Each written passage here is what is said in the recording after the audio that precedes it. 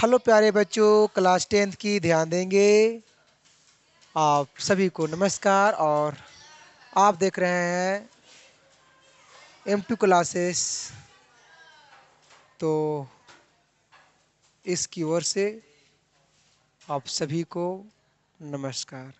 तो आइए आज हम लोग चलते हैं। हिस्ट्री पढ़ रहे थे हम लोग इतिहास में पढ़ाई कर रहे थे।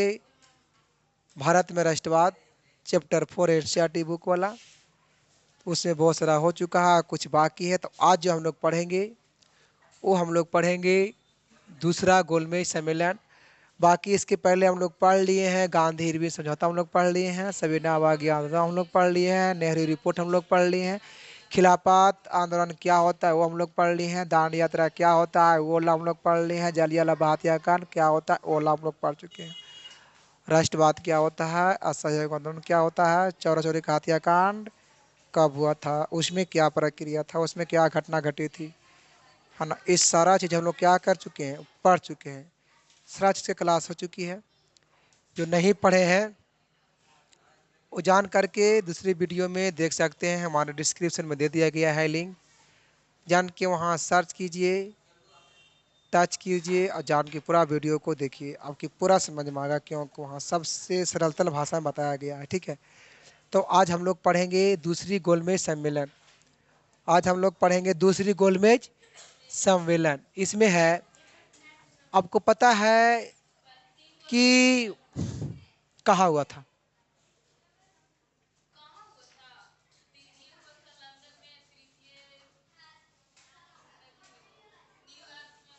देखिए, अगर बात किया जाए गोलमेज सम्मेलन, तो गोलमेज सम्मेलन 3 बार चला है।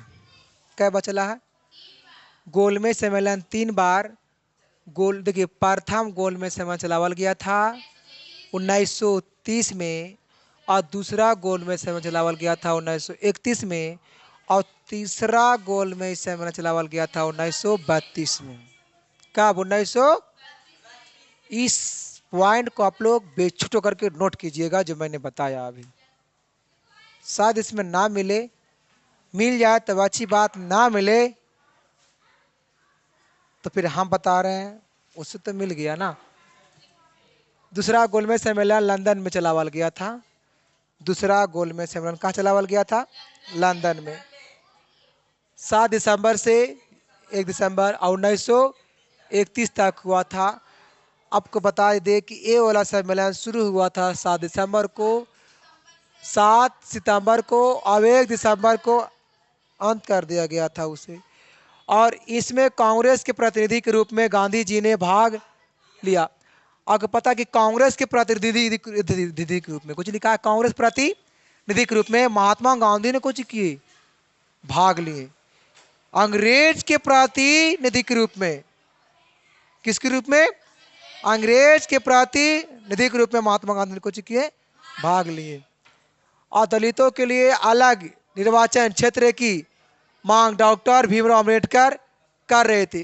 और दलित के लिए उन्हें अलग मांग थी, डॉक्टर भीमराव अम्बेडकर दलित वर्ग के लिए उन्हें अलग मांग कर रहे हैं। ठीक है। और अंग्रेज सरकार के अम्बेडकर की मांग मान लेने पर गांधी जी ने आमरण अनशन कर दिया। और अंत में अम्बेडकर ने गांधी जी की बात माननी ही पड़ी, और लास्ट में अम्बेडकर ने गांधी जी की बात को, शुरू बार में गांधी जी को बात नहीं मान रहे थे डॉक्टर भीमराव अम्बेडकर, लेकिन अंग्रेज सरकार अम्बेडकर की जब मांग जब आया तो मान लेने पर गांधी जी ने आमरण अनशन कर दिया।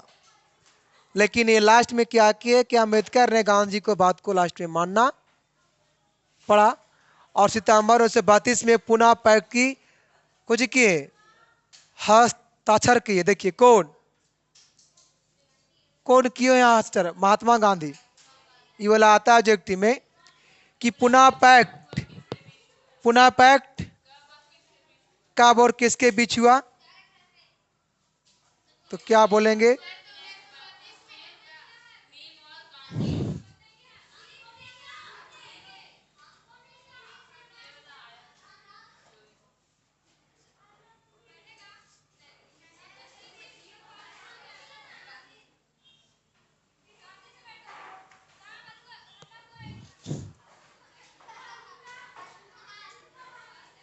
आप सभी को बता दिया जाए बाबू, यहाँ से एक प्रश्न आया था। अब आता है कि पूना समझौता कब और किसके बीच हुआ। क्या आता है? पूना समझौता कब और किसके बीच हुआ।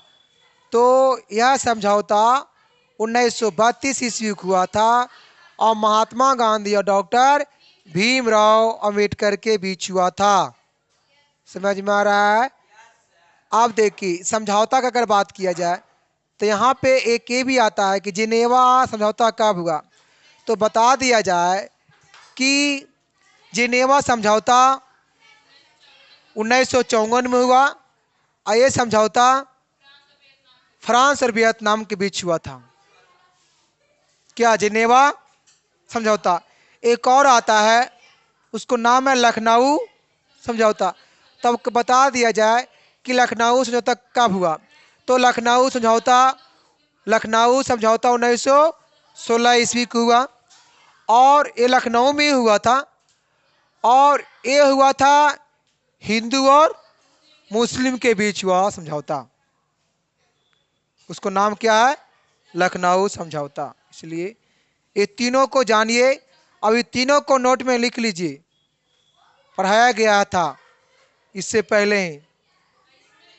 कुछ कुछ चीज को हम नौवे में ही दे देते हैं, पता नहीं 10वां वाला चीज को, क्योंकि 9वां वाला को हम बहुत पहले ही खत्म करते हैं चैप्टर को।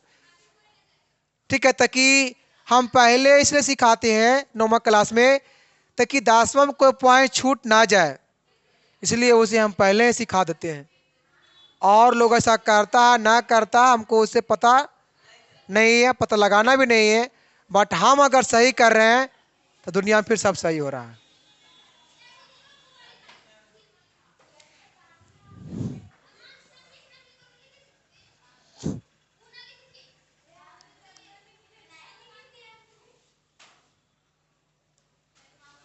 एक दिसंबर 1931 को द्वितीय गोलमेज सम्मेलन बिना किसी नतीजे के खत्म हो गया और 28 दिसंबर को गांधी जी खाली हाथ भारत लौट आए।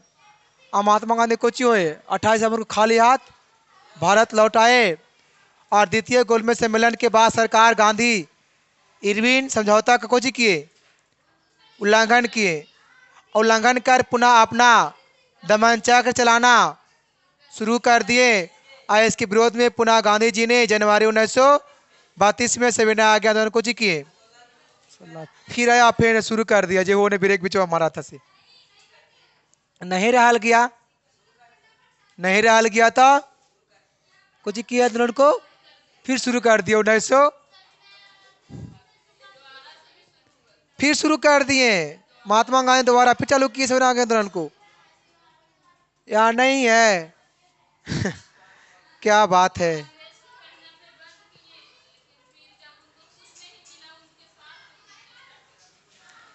देखिए सविनय आज्ञा आंदोलन को तो अभी बतावे किए थे उसमें ना, कि देखिए उसमें क्या किए थे, अंग्रेज के द्वारा मना कर दिया गया था। कांग्रेस ही मना की थी, कांग्रेस ही अंग्रेज, कांग्रेस पार्टी अंग्रेज के था ना। देखिए क्योंकि कांग्रेस द्वारा बोला गया था कि महात्मा गांधी जी को कि आप सविनय आज्ञा आंदोलन को कीजिए, बंद कीजिए, इसको बंद कीजिए। बंद किए भी थे, लेकिन जब बंद किए तो दूसरा गोलमेज सम्मेलन चलाया गया था, तो उसमें जान की फिर कूद गए आंदोलन में। किस में? दूसरा गोलमेज सम्मेलन में। इसमें महात्मा गांधी बोले थे इसमें द्वितीय गोलमेज कि इसको बंद कीजिए सविनय आज्ञाओं को, इसमें आप शामिल हो जाइए। और जब इस वजह से शामिल हुए महात्मा गांधी और इसमें कुछ फायदा हुआ नहीं महात्मा गांधी को, तो फिर यहां से भाग पड़े, फिर छोड़ दिया आंदोलन को। और जब छोड़े तो जिसको पहले छोड़े थे ऑन करके फिर देखो उसी कुछ किए, पकड़ लिए। देखिए, और सरकार ने अपनी पूरी शक्ति द्वारा इस आंदोलन को कुचलने का प्रयास किया। और सरकार ने सोचा कि इस आंदोलन को कुछ किए, हम पूरा कुचलने का प्रयास किया, लेकिन महात्मा गांधी ऐसा महान आदमी को चलाया नहीं, क्योंकि वो खुद महान आदमी थे महात्मा गांधी हमारे देश के लिए।